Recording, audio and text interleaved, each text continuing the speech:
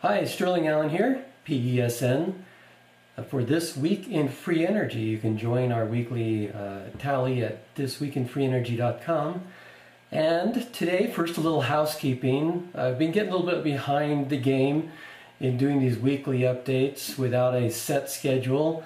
So we now have a set schedule again coming in June. You can look for regular shows on Thursday from 3 to 4 Pacific on the Rents Radio Network. It's going to be one of 2 hours I'll be doing. The other hour will be on Tuesdays from 3 to 4 p.m. Pacific. That's GMT minus 7, where I'll be doing what I call greater things. And now, when I say greater things, I'm talking about basically alternative everything. When you go outside the box into the fringe, most likely you're into greater things that are not accepted by the mainstream, which is always resistant to new wine. New wine can't be put into old bottles. Ergo the statement, greater things. And I own greaterthings.com. This is the first website that I ran. Started something, 15 years ago. And so in the spirit of greater things, we'll be covering all things alternative, UFOs, conspiracy, health, the whole gamut. And I'm also going to be doing a Sunday show.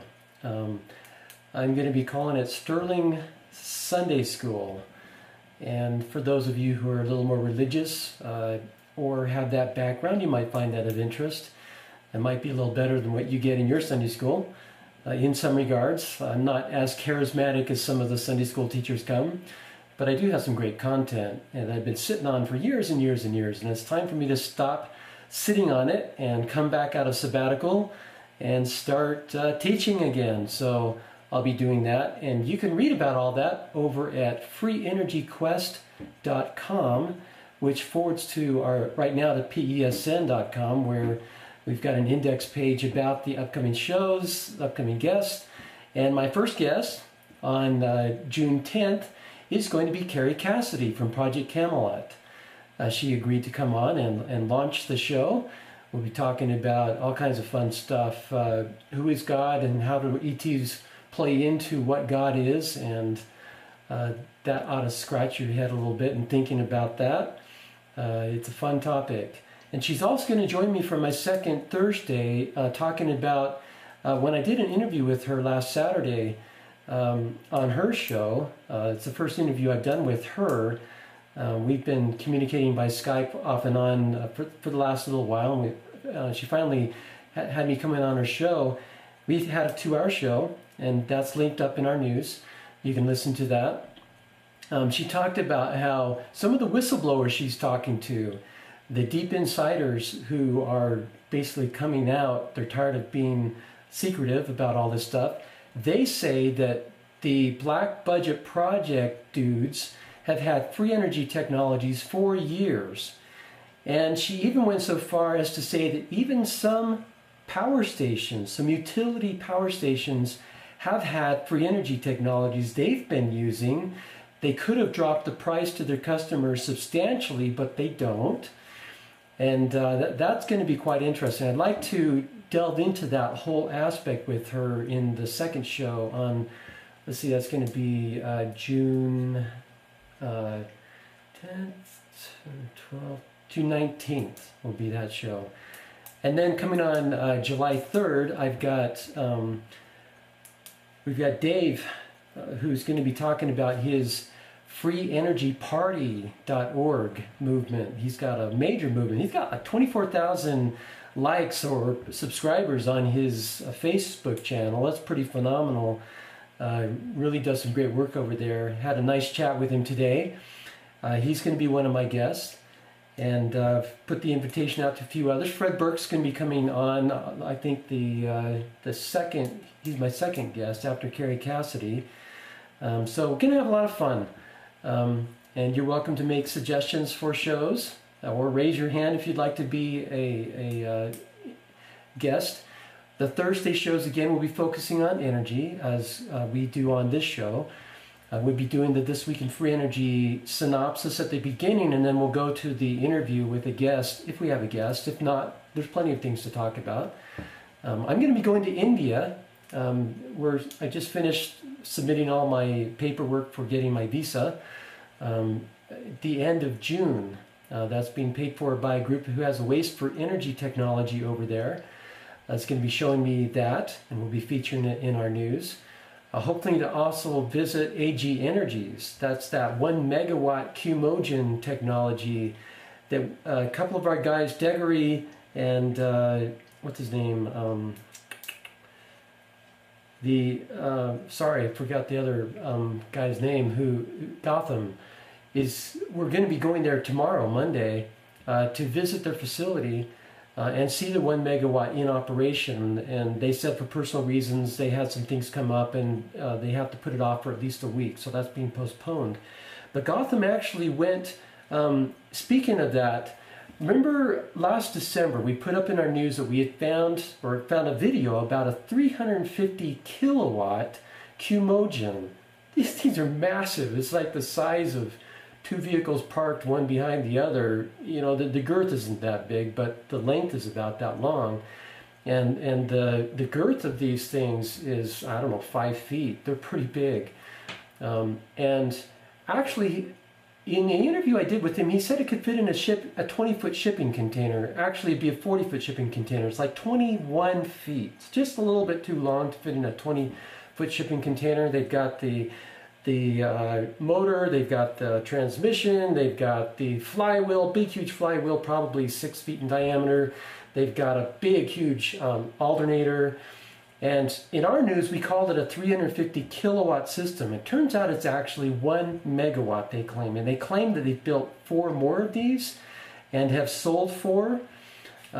We'd like to verify all of that. That's why, and just shortly after we posted that, just a few days ago, Gotham, who lives in India, 2.5 mile drive from these guys, drove on in, paid a visit, took a picture of them standing with it there in front of them. They got their business name on front of the building, and then you go inside and you see the big mammoth thing. It wasn't running at the time, but he showed a picture of it, and they invited him to come back tomorrow, and then they're postponing that now. And also Degery has been giving us probably more news tips than anyone else on Qmogens, he told us about that, what's that called, Akula, over in the Ukraine, and he's given us all kinds of links to some really cool news stories. He lives just a few hours away, a drive from these guys, 2 or 3 hour drive away, and he was going to be there too tomorrow. And so they're postponing that. And I think it's ironic, it's in a good way, that he's going to be there, because he's been so productive in giving us some really good news. He's also wanting to go into business as an entrepreneur and helping bring these technologies to the planet, to license, to manufacture. And so for him to be one of the first to be able to sit in and visit with one of these guys and see it in operation, I think that's beautiful. I'm really excited for them.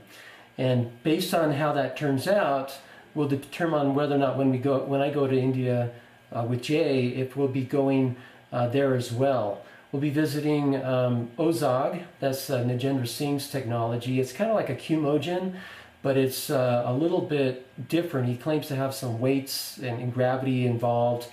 Gotham also visited Ozog, that's in the Bombay area, and that's where the waste to energy technology is. He's also going to be, he went and visited Ozog, and he said that it wasn't running under load. He did have a prototype cobbling along, but it wasn't drawing load at the time. I don't know how long ago that was. It's fairly recent from what I can guess, within the last month. He's also visited another technology. I got that report in our news as well. And then we may visit also our friend Himansh Verma from Navratna. I don't think I'm pronouncing that right. In English that sounds terrible, but in Indian I'm sure that is a good word. And he's the one who gave me a bit of a trouble, getting the refunds for reimbursing my trip expenses back in 2002 when I went to Europe. he's finally, getting that money to me, and I'm going to be meeting with him tomorrow in Vegas. He's flown into the United States to do some deals, and seems to be rolling in the dough. He claims to be a billionaire now.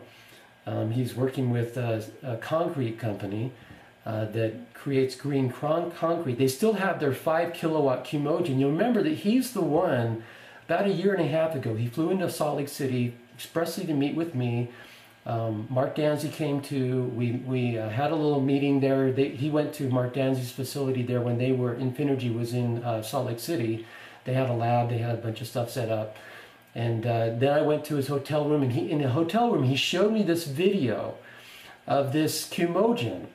And I didn't believe these things up until that point. He said that it was running for 50 hours continuous, producing 5 kilowatts, a smaller motor powering a larger generator, looped back to keep the smaller motor turning, and with excess power left over, 5 kilowatts net. And that after 50 hours, the belts started smoking. They had to turn it off, but they had it in their lab, in their facility. I'm under observation for 50 hours, ran beautifully. I think it was from, where was it, Morocco, where the QEG guys are, where the inventor came from for this thing.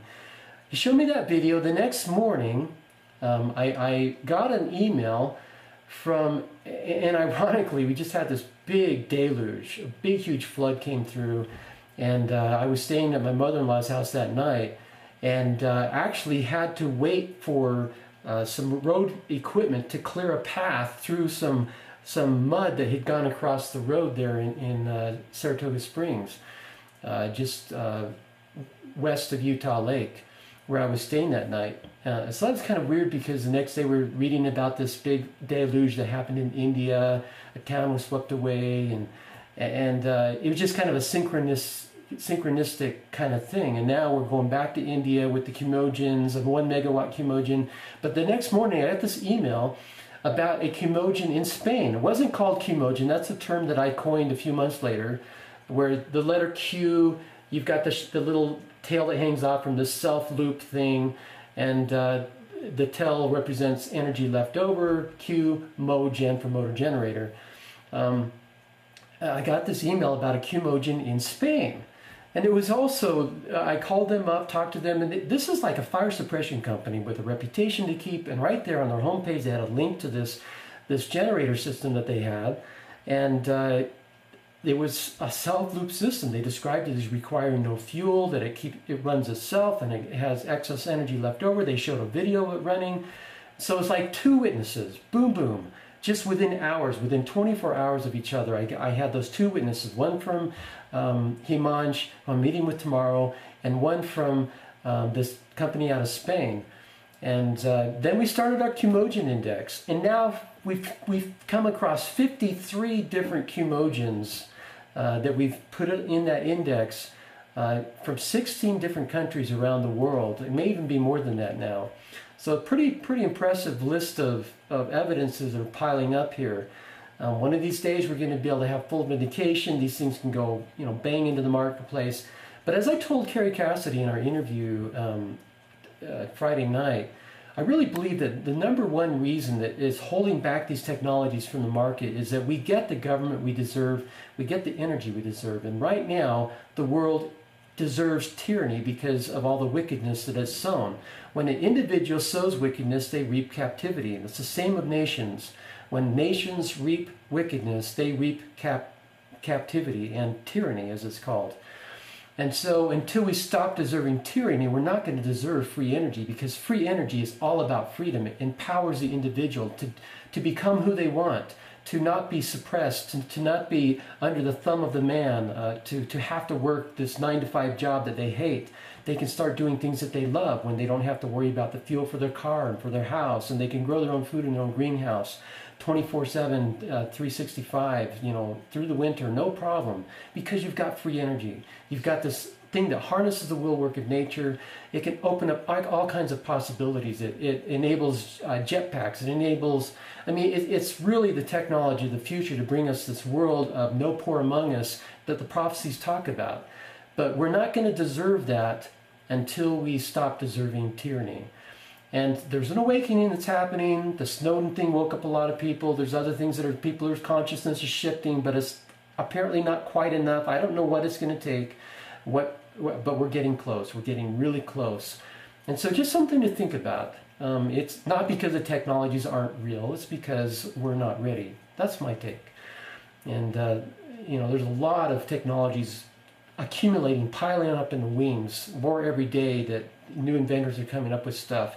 There's 25 genres of these unconventional free energy technologies that science says are bogus, won't work, but they do.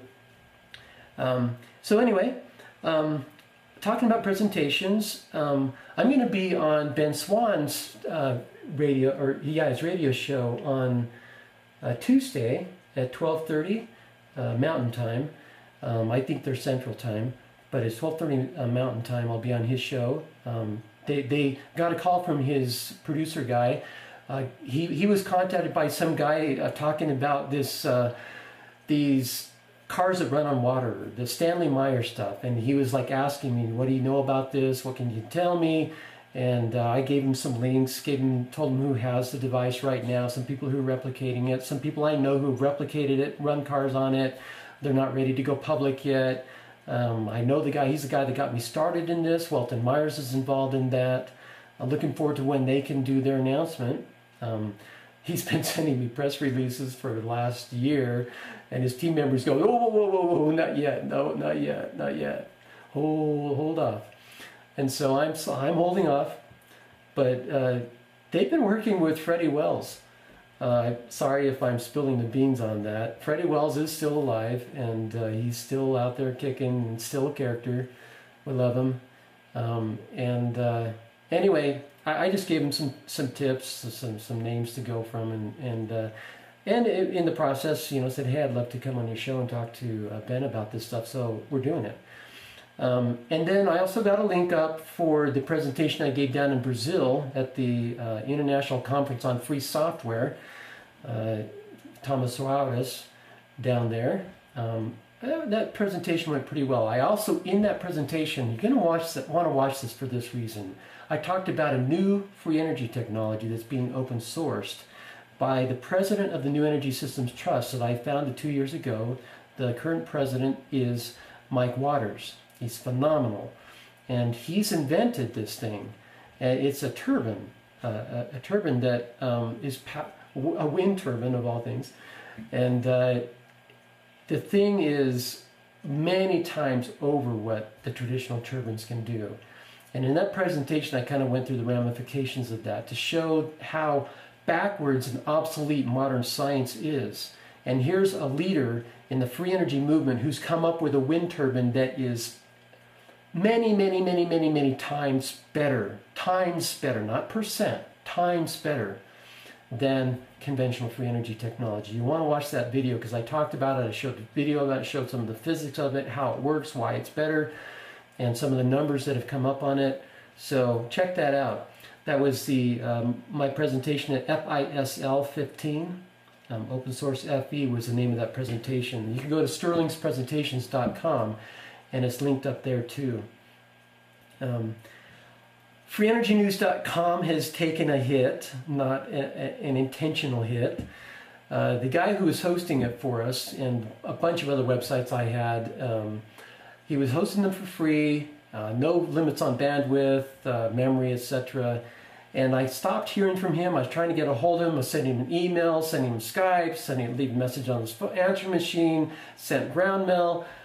No answers, and finally the website's just disappeared. I don't know if he died, if he's in the hospital. He had some back problems a few months back.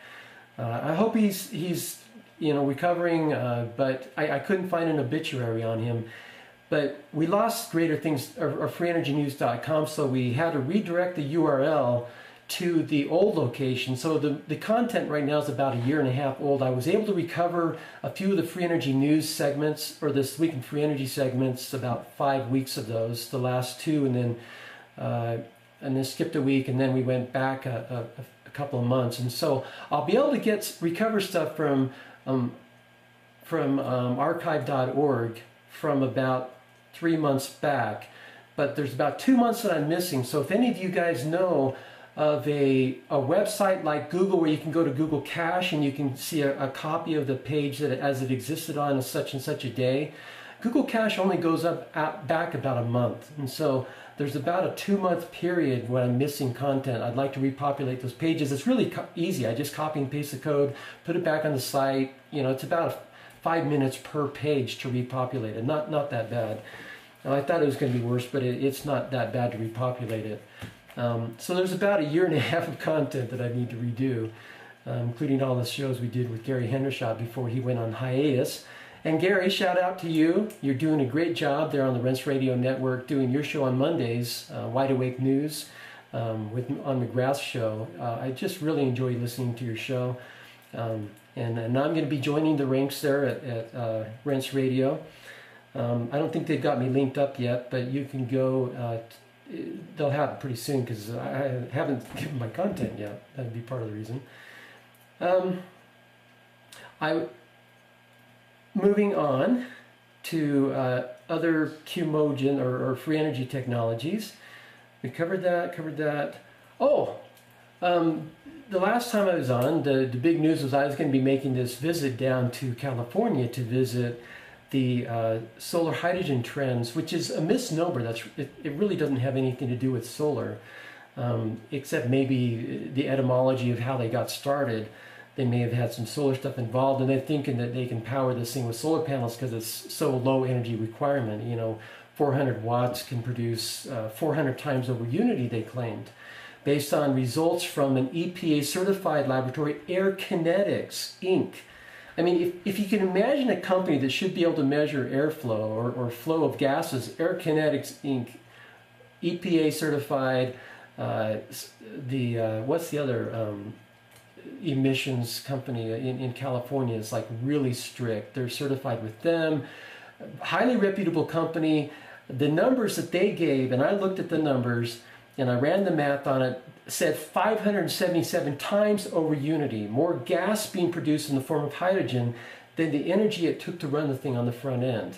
So I wanted to go check it out. I had a layover coming back from Brazil through LA. We were going to try and push the flights back. It was going to cost more than the round trip ticket. So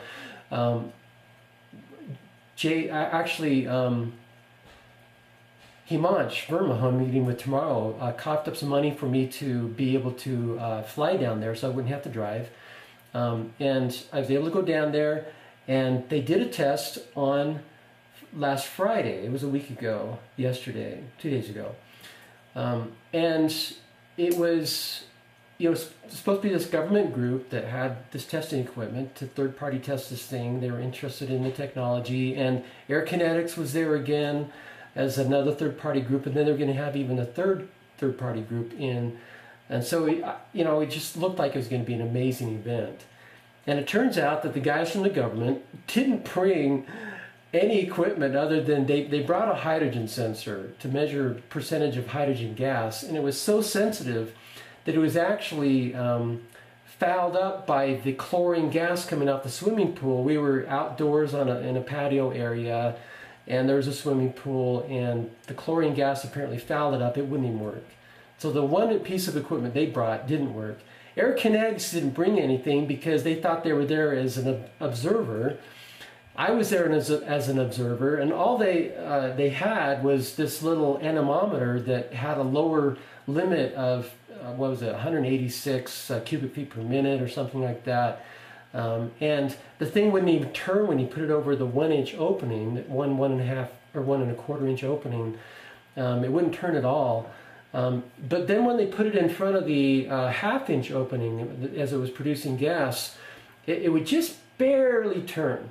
And there was a bit of a disconnect for me because I was expecting to have the small opening be going, psh, you know, I was expecting a lot of noise. I was expecting some excitement of hearing this gas coming out of this thing. It turns out it wouldn't be that loud. I did some experimentation. I put up a video about this the other day.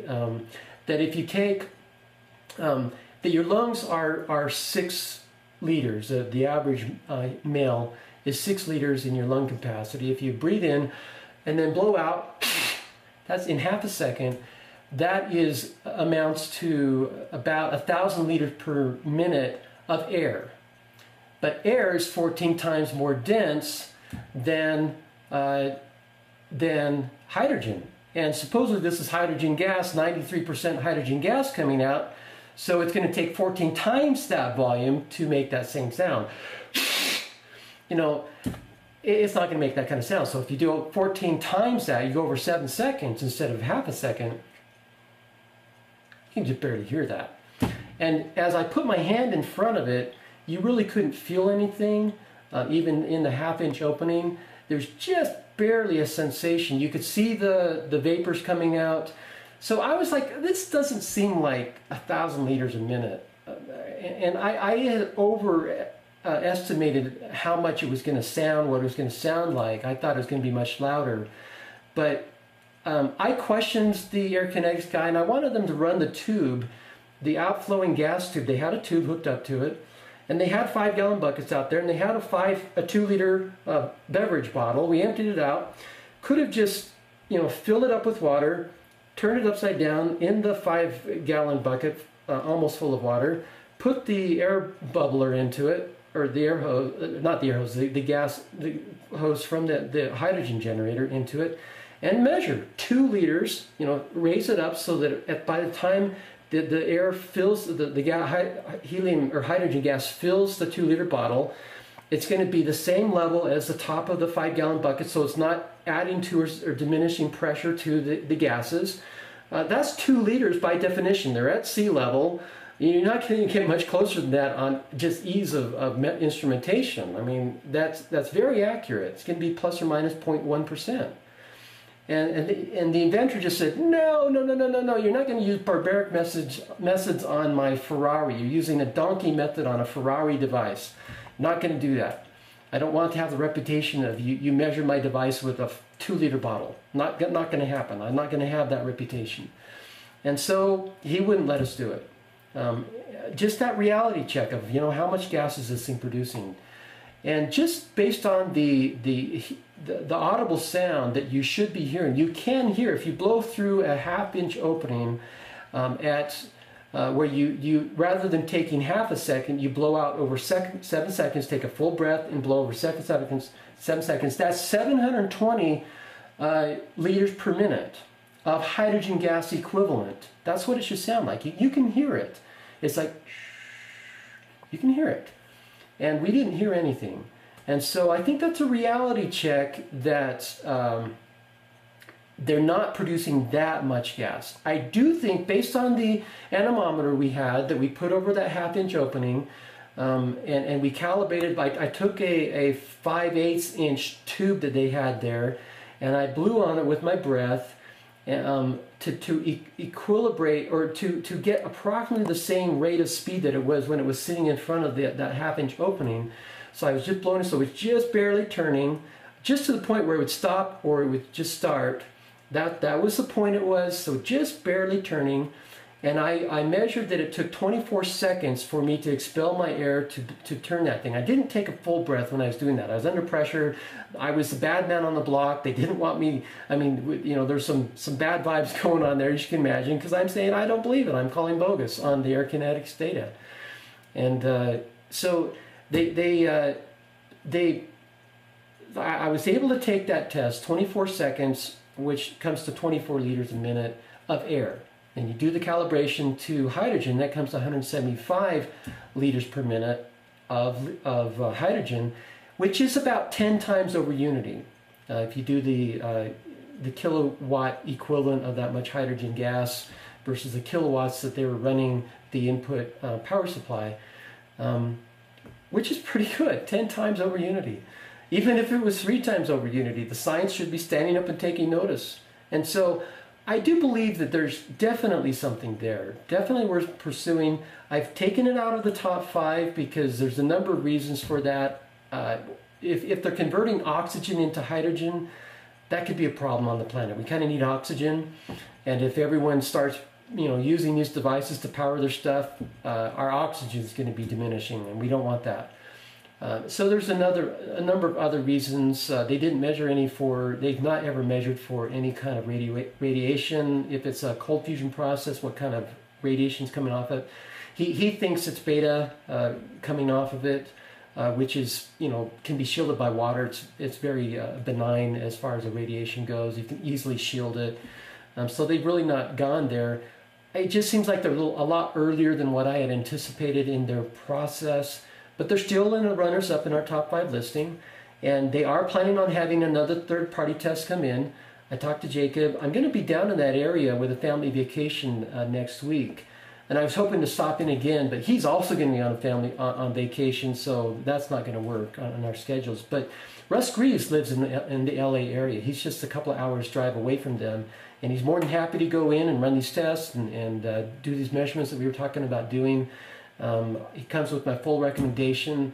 He was going to try and join us for that event, but they said we're full. We've got 10 people. We've got too many people.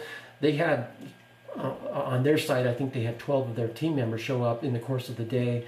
It was pretty crowded back there on it was pretty small porch. I think we could have fit Russ there. I think he could have fit in just fine. But they said, too crowded. Let's keep it as it is. We were already kind of pushing this thing. We've got these guys coming in. We don't want to have them feel unwelcome or uneasy. Anyway, that's the drama. That's the story of my visit to see solar hydrogen trends. I do think that they are over Unity by a lot, but not 577 times, maybe 10. It could be more.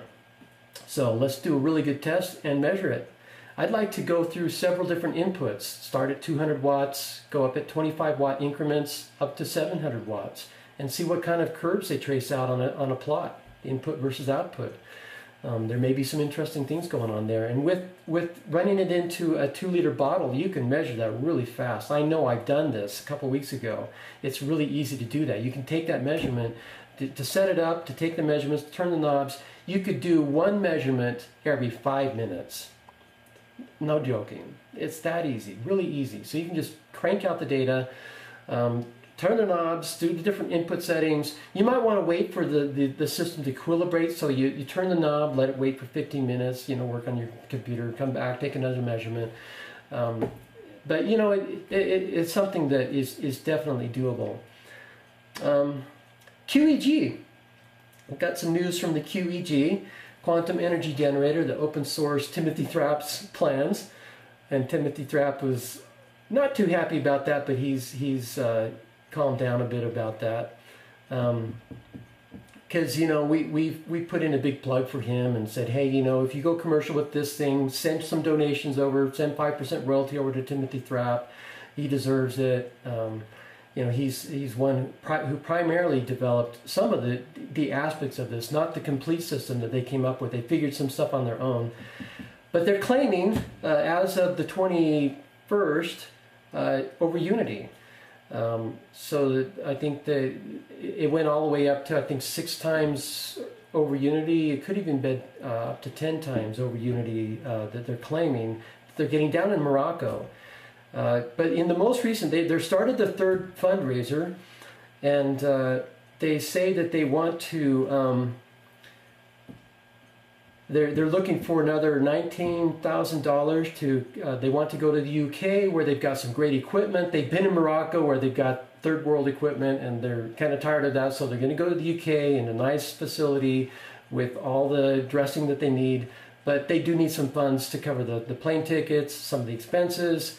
There was some input that I thought was significant, so I put it up in our blog. One of the people in the blog commented that this oscilloscope sine wave that they had there, that they were misreading that from peak to peak, and that you need to take the averages and the area under the curve. And I'm sure that James knows all this stuff, but I'm not sure the difference or the discrepancy. But it had to do with, it was like, according to their calculations, that their output was, maybe 38% rather than, 3 or 4 times over Unity, which they were claiming on that day with that oscilloscope shot.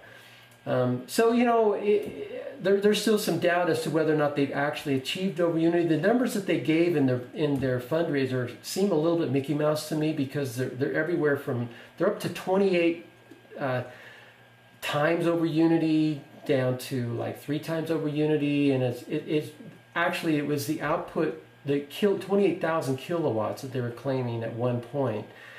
And I don't know if they're just barely turning the knob and something kicks in and then they're getting 28 kilowatts on their meter. I don't know what the setting is. I've seen meters before jump all over the place. And that's one of the things that I saw with solar hydrogen trends. They showed me a video of some of their data, and the video showed their hydrogen sensor going from 28, 500, 329, 121. This thing was all over the place. I mean, it resamples every second or so, and the thing's like boom, boom, boom, boom, boom. You can't trust those readings. That's not going to be an accurate reading. I mean, it says something's going on, but you can't put a number to it. It's 250 on average, plus or minus 250. I mean, I don't know too many scientists are going to bank on that. So, it needs some better measurements than that. And I don't know what they're measuring it with down there, but they're excited, getting some interesting results. And they're going to be they want to go up to the UK and for the next phase. And so again, they've got this fundraiser up. They've already raised $400 in their first day. It's up today. And so if you want to chip in on that, feel free.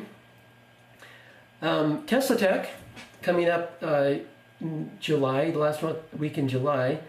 They have a goal. They've already surpassed the signups that they had last year, and they want to have the most attendees ever.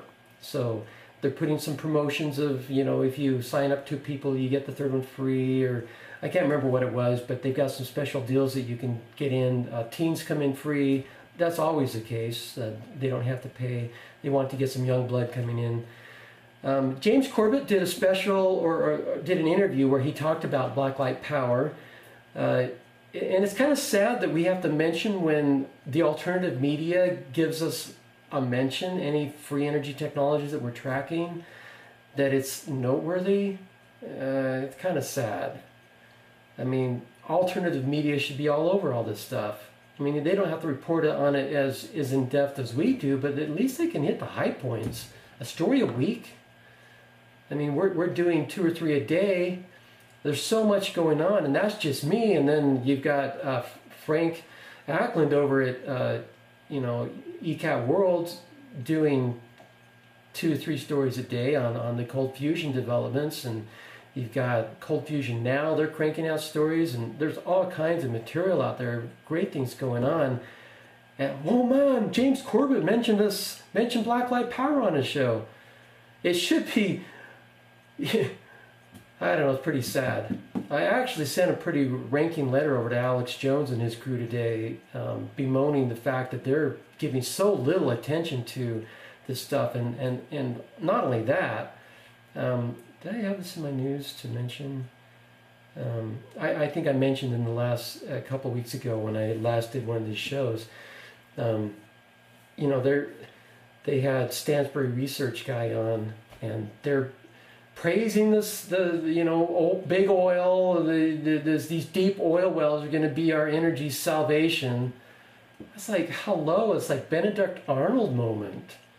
And so I kind of raked him over the coals a bit and said, hey, I'd like to have you come on my show and ask you the question, why aren't you talking about this stuff more? And let's address some of your qualms, and let's do it live. Let callers call in and ask questions.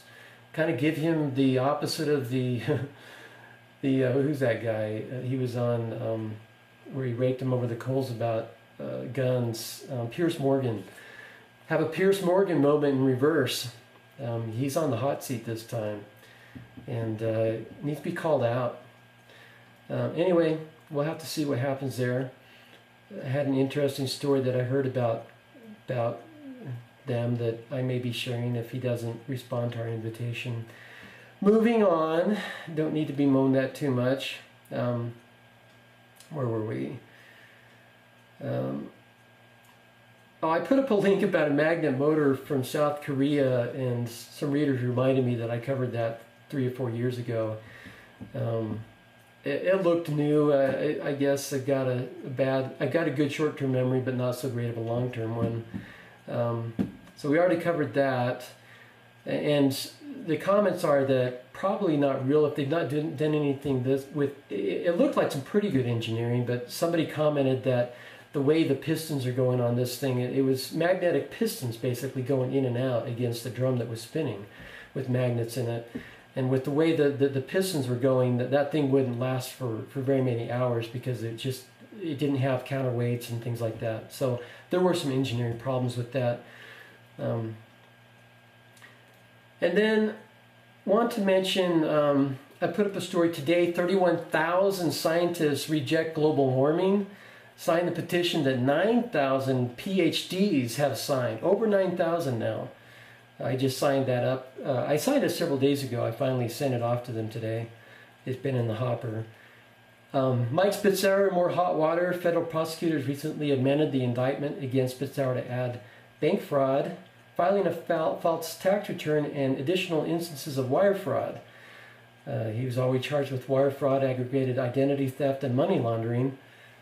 And it sure sounds like he's in a lot of hot water there. Sounds like the classical, shyster, but my take on him, based on his birthday reading on the birthday book that I've got, is he's not a fraud. He's a flake, very, very sloppy, and he says I'll call you tomorrow, and he never does, and doesn't keep his word.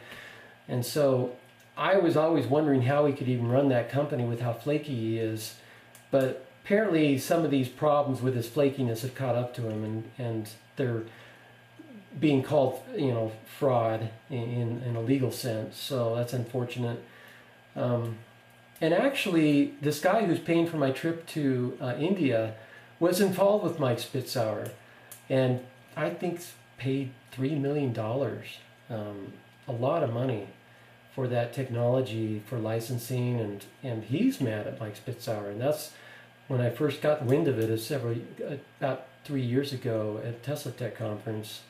I like to give people the benefit of the doubt, give them time to prove themselves, but Spitzauer's days are over, unfortunately. Whether or not there was anything to that technology, I think Koch was the name of the original inventor. It's going to have to take it from here. Apparently there was a company that was going to buy Spitzauer out and take the technology where he left it off. Dual carbon fast charging battery developed by Power Japan Plus is balancing the energy storage equation of performance, cost, reliability, and safety. Bit of mainstream news there. And Road Power, application of piezoelectric technology, pretty cool stuff. And then I also put up a link to the International Space Station. They've got an Earth streaming video that's pretty cool, where you can watch it in real time as the satellite's taking its orbit around the Earth. What is a period? It's like once every 36 minutes? Pretty fast. Anyway, that's it for this week in free energy. Sorry, it kind of went long. I need to be getting on the road. I was gonna go halfway on this trip to Vegas tomorrow. So you guys have a great whatever you're doing, and we'll catch you next time for This Week in Free Energy. Thank you. Hi, Sterling Allen here, PESN. For This Week in Free Energy, you can join our weekly tally at thisweekinfreeenergy.com. And today, first a little housekeeping. I've been getting a little bit behind the game in doing these weekly updates without a set schedule. So we now have a set schedule again coming in June. You can look for regular shows on Thursday from 3 to 4 Pacific on the Rents Radio Network. It's going to be one of 2 hours I'll be doing. The other hour will be on Tuesdays from 3 to 4 p.m. Pacific. That's GMT minus 7, where I'll be doing what I call Greater Things. And now, when I say Greater Things, I'm talking about basically alternative everything. When you go outside the box into the fringe, most likely you're into greater things that are not accepted by the mainstream, which is always resistant to new wine. New wine can't be put into old bottles.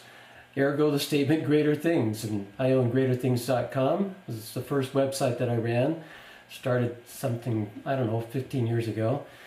And so in the spirit of greater things, we'll be covering all things alternative, UFOs, conspiracy, health, the whole gamut.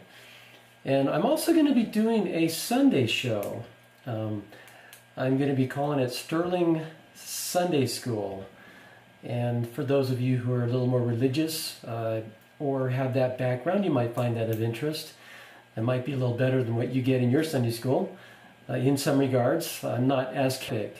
And she's also going to join me for my second Thursday talking about when I did an interview with her last Saturday on her show. It's the first interview I've done with her. We've been communicating by Skype off and on for the last little while. And she finally had me come in on her show. We had a 2-hour show, and that's linked up in our news. You can listen to that. She talked about how some of the whistleblowers she's talking to, the deep insiders who are basically coming out, they're tired of being secretive about all this stuff. They say that the Black Budget Project dudes have had free energy technologies for years. And she even went so far as to say that even some power stations, some utility power stations, have had free energy technologies they've been using. They could have dropped the price to their customers substantially, but they don't. And that's going to be quite interesting. I'd like to delve into that whole aspect with her in the second show on, let's see, that's going to be June 10th, 12th, June 19th will be that show. And then coming on July 3rd, we've got Dave, who's going to be talking about his FreeEnergyParty.org movement. He's got a major movement. He's got 24,000 likes or subscribers on his Facebook channel. That's pretty phenomenal. Really does some great work over there. Had a nice chat with him today. He's going to be one of my guests. Charismatic as some of the Sunday school teachers come. But I do have some great content, and I've been sitting on for years and years and years, and it's time for me to stop sitting on it and come back out of sabbatical and start teaching again. So I'll be doing that, and you can read about all that over at FreeEnergyQuest.com, which forwards to our, right now, to PESN.com, where we've got an index page about the upcoming shows, upcoming guests. And my first guest on June 10th is going to be Carrie Cassidy from Project Camelot. She agreed to come on and launch the show. We'll be talking about all kinds of fun stuff. Who is God, and how do ETs play into what God is, and that ought to scratch your head a little bit in thinking about that. It's a fun topic.